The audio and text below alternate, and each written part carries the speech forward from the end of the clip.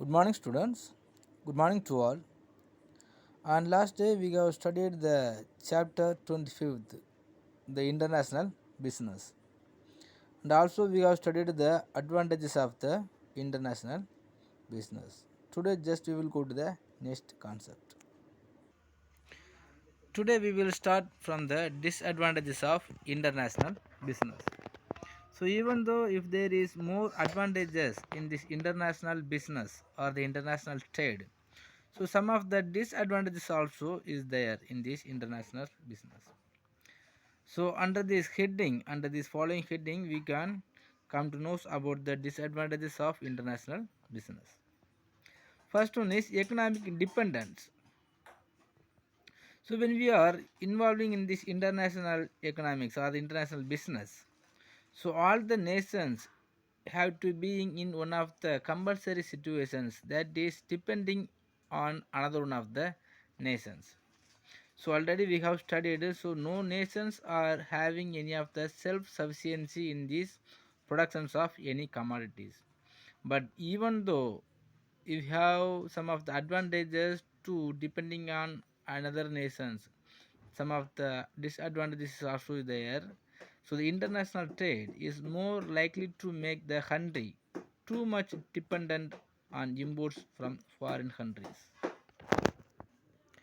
The farmer may not take any effort to produce goods and services indigenously to substitute imported goods and thus becoming self-sufficient.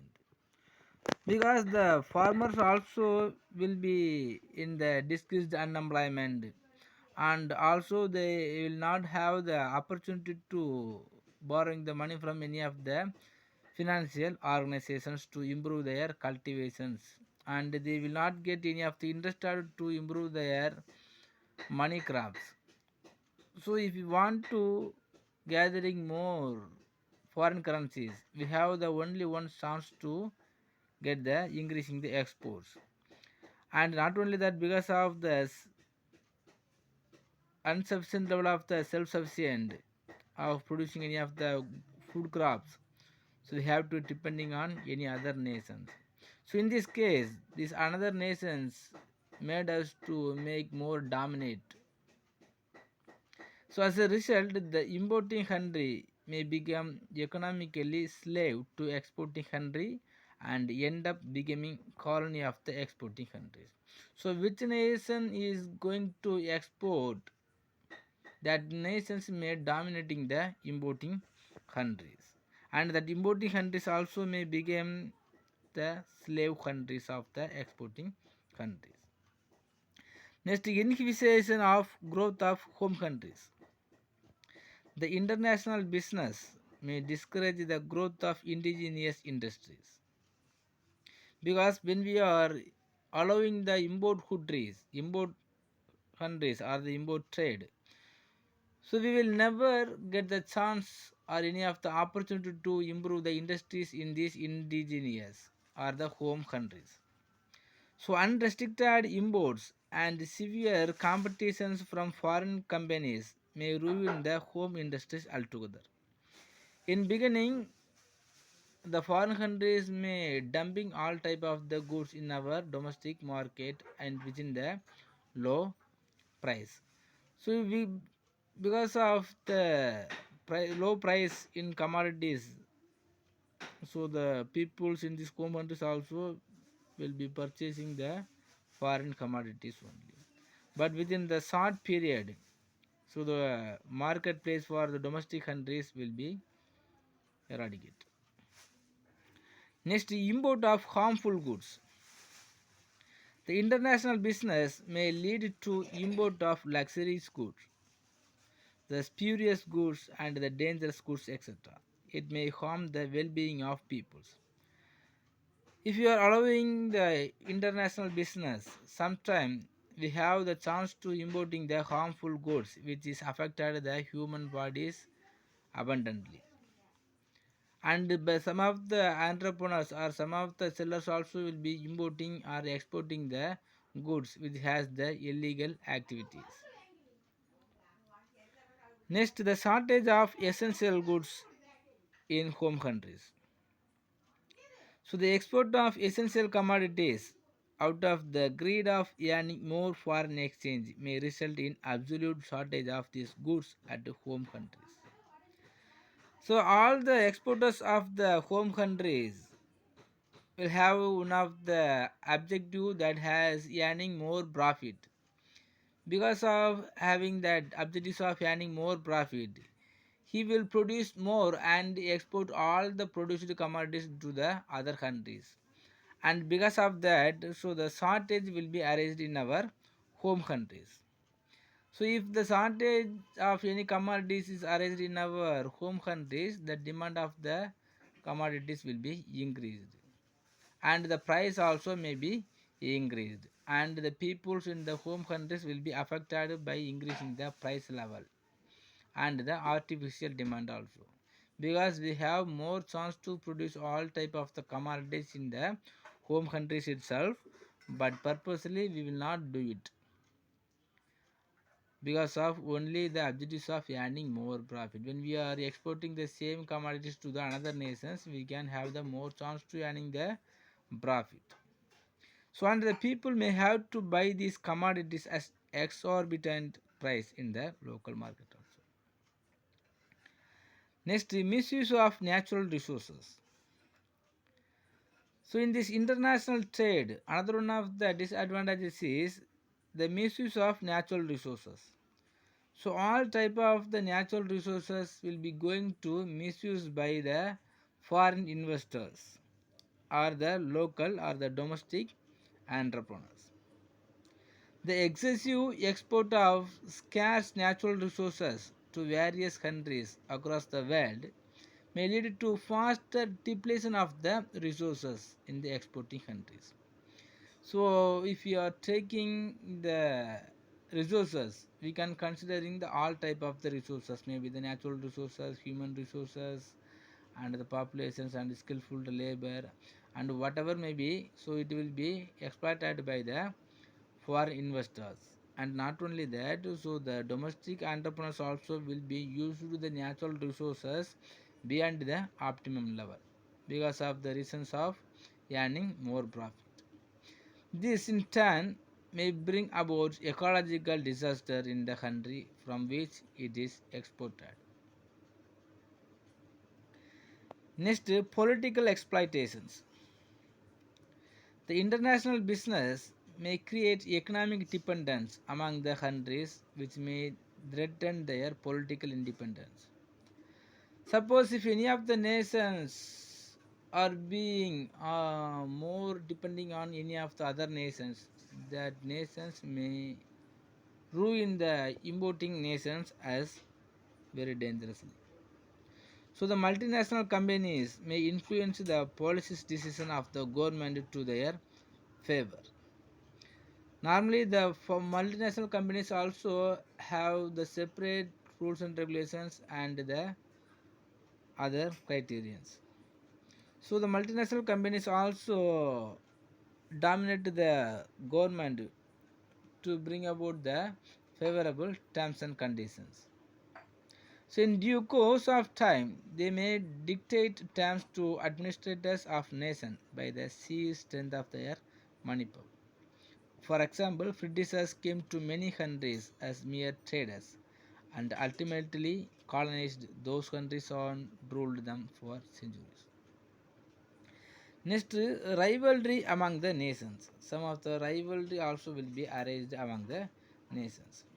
So, acute competitions for export may lead to rivalry among the nations. This may lead to conflicts of interest among the countries and end up in wars among them.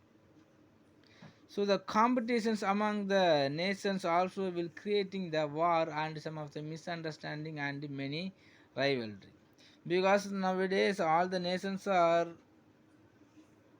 motivated or being motivated by earning more income or increasing their GDP and their national income. So if the competition is increased, they can easily increase their income and they will become as a developed. So, but in this case, if any of the misunderstanding or if any of the rivalry, if any of the problem is there, so it will be lead to war. Next, invasion of culture. The international business may result in invasion of country's culture. The younger generation is more likely to imitate foreign culture and buy goods and services beyond their means to gain acceptance. So normally all the youngsters also want to imitate the foreign cultures which is not suitable to our cultures, and they will take more effort to purchasing all these commodities beyond their purchasing power. It will be lead to poverty. So this will ruin the conventional lifestyle of the societies. So in this case, we will not continue to the maintenance of Indian cultures. Okay, students, some of the disadvantages also is there. So the 9 or the 8 disadvantages are there in this international business. Next, we must know about the differences between the domestic business and the international business. So both business also will come into the trade only, but some of the difference are there. We must know about that differences. First, on the basis of some headings, we can differ the domestic business and the international business. First, on the basis of meaning. So what's the meaning of domestic business mean? The domestic business refers to the business transaction transacted within the geographical boundaries of a countries. Within the boundaries of one country, within the same geographical boundaries of one countries, if the purchasing and the selling is happened, that is called domestic business. So on the basis of the meaning of international business, it is refers to the business transaction transacted in beyond the boundaries of a countries. So if the buying and the selling activities is takes place among the two or more countries, it is called international business. Next, the participants in business. What are the participants are coming to the business in domestic business and the international business? Some of the individual people or organizations within the same country only participate in the business activities. So in this domestic business, some of the individual peoples or maybe the organizations will come to the business activity, but the within the countries peoples or the organizations only have to participate. But in this international business, the people and the organizations of outside the country participate in business activities, and any of the people or any of the organizations from outside of the countries also maybe participate in this international business. Next, mobility of factor of productions. How the factor of productions will be mobility from one place to another one of the places in the domestic business and the international business means.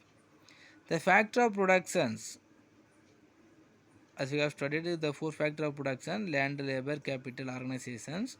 The factor of productions will move freely within the boundaries of the countries. So there is no any barriers to moving from one place to another one of the places. So all the factor of production easily moving from one places to another one of the places, but within the same boundaries. But in this international business, the factor of productions move across the boundaries of the countries. So all the factors of production, the land, labor, capital, technology, and the human knowledge, everybody will be moving from one nation to another one of the nations. So move across the boundaries of our domestic countries. Next, nature of consumers. How the consumers are being, or what are the nature of the consumers in this domestic business means. The consumers are relatively homogeneous in nature in terms of culture, behavior, taste and preference, legal system, customs and practices, etc. So what are the rules and regulations and the business act?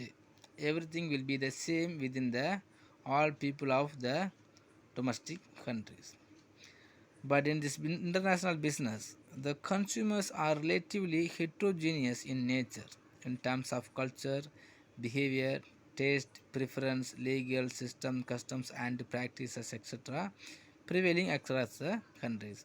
Because in this international business, so one product of a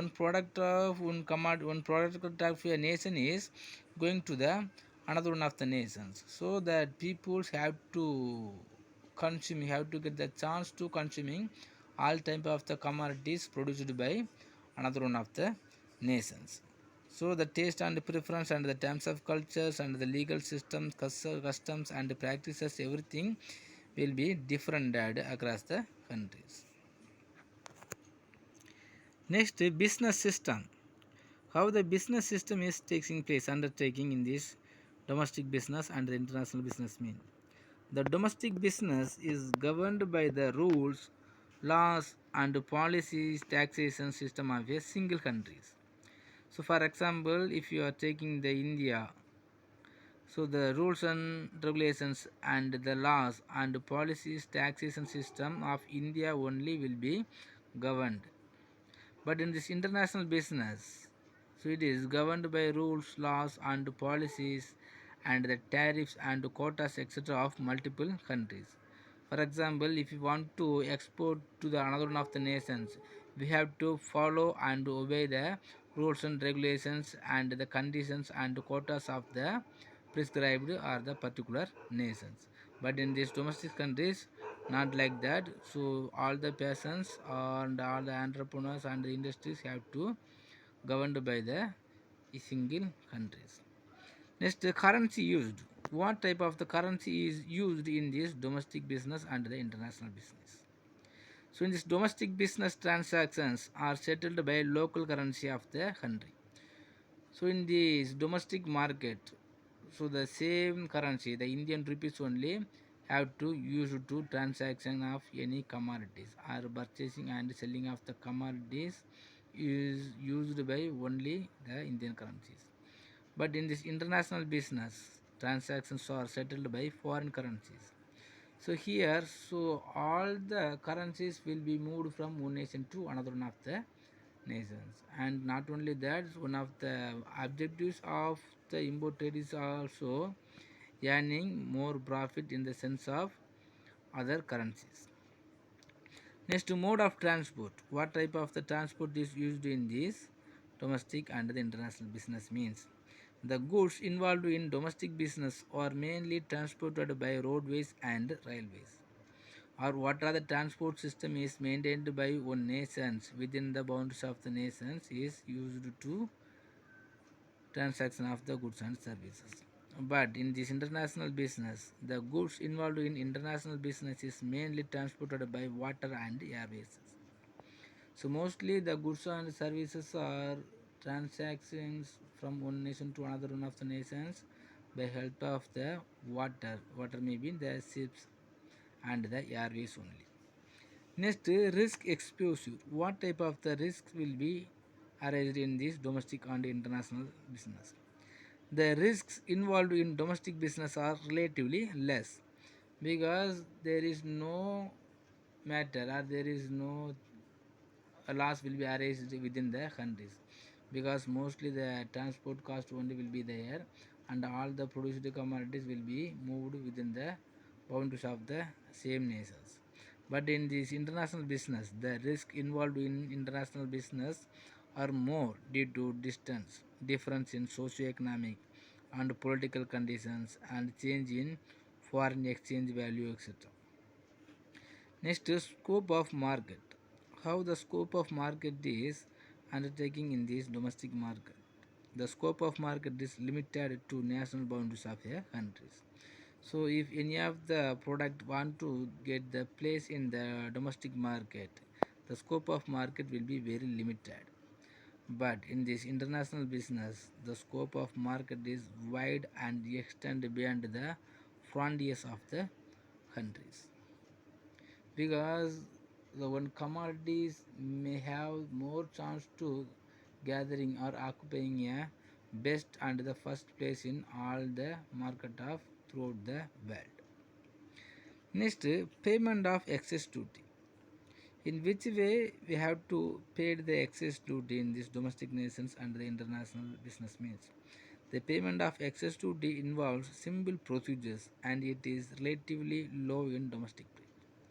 So how the tariff policies or the tax policies is conducted by the nations on the basis of that nations and the policies on the ways only the excess duty is going to pay. But in this international business, the process of payment of excess is complicated in international business and the rate of excess duty is relatively high. Okay, students. So the difference between the domestic and the international business is one of the important questions. Just you take these questions as your study portions, and if you have any doubt in this difference between the domestic business and international business, please ask me. Thank you.